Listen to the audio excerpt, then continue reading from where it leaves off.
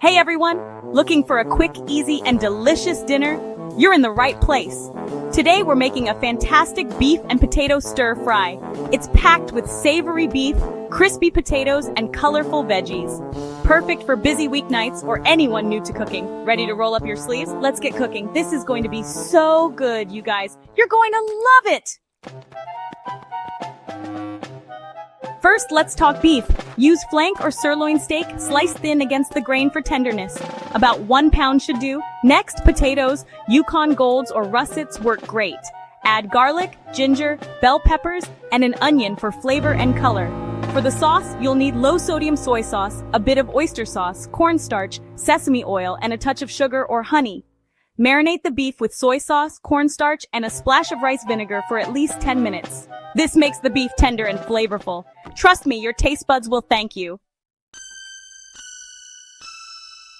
Dice your potatoes into half-inch cubes. For extra crispiness, parboil them for a few minutes, then drain well. Heat oil in a skillet, add potatoes, and cook until golden brown. Season with salt and pepper. Set aside. Now, heat the skillet again for the beef. Add oil, then the marinated beef in small batches to avoid overcrowding.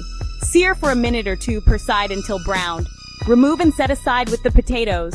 Those brown bits in the pan, pure flavor for our sauce. Add a swirl of oil to the pan, then garlic and ginger. Stir for 30 seconds until fragrant. Add onions and bell peppers. Stir fry until crisp tender. Pour in the pre-mixed sauce and stir until it thickens. Add the crispy potatoes and seared beef back into the pan. Toss everything together until well coated and heated through. Serve hot over white rice, brown rice, quinoa, or noodles. Garnish with green onions or sesame seeds. Enjoy your restaurant-worthy beef and potato stir-fry.